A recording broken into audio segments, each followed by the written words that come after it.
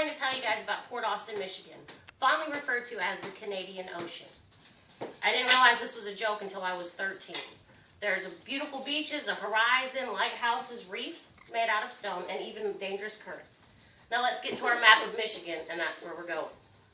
I was born there in 1984 and moved to Georgia in 88. But my great-great-grandparents still settled the land in the late 1800s, not long after the county was organized. We visit regularly and as recently as this year. Now we're going to go over some history of the area, several places, the lake, the county, the village or town, and then the lighthouse. This is Lake Huron. It is the second largest of the Great Lakes. It is 206 miles long, measured northwest to southeast, with a max width of 183 miles. The surface area is 23,000 square miles, with a surface height of 577 feet above sea level. The maximum depth is 750 feet.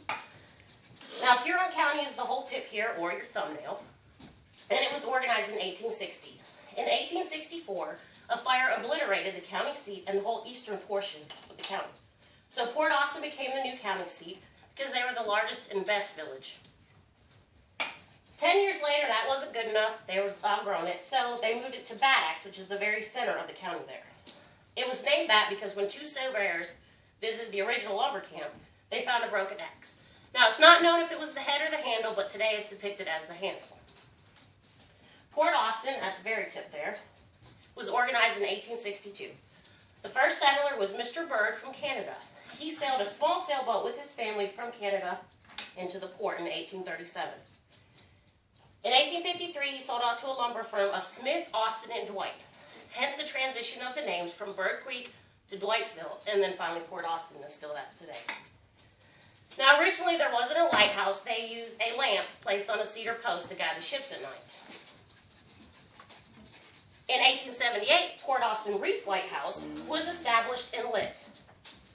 It's 2.5 miles offshore, and it remains operational today. It is one of 5 lighthouses in the county. Now, things to see and do. There are many little places you can visit when you spend time besides the beach, many within walking distance, and 2 very special ones within 5 miles. Now, the beach is white and sandy. There's no seaweed or sharks. The only thing that might bite you here are the geese. Just watch out when you're eating your lunch. This is part of a 2010 3-phase renovation project. They replaced docks, piers, they dredged the harbor and overhauled fuel and sanitation systems. They also replaced the bathrooms and built another playground. There's many shops and restaurants that you can visit while strolling about, but don't forget to get ice cream. Several places around town, but our favorite is the Grindstone General Store, a block outside of town by the Shell station. Now, the Garfield Inn is a French Second Empire style with a Victorian garden and a restaurant for visitors. It was purchased, updated, and enlarged in 1859 by Charles Leonard and his wife Maria Raymond.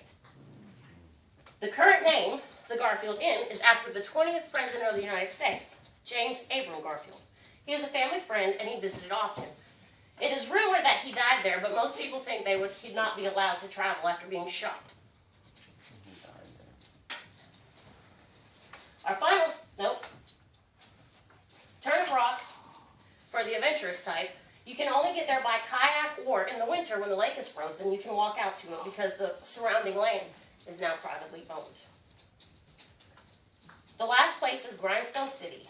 Once a very industrious village, it had produced the largest grindstone, sidestones, and homestone. This is a grindstone.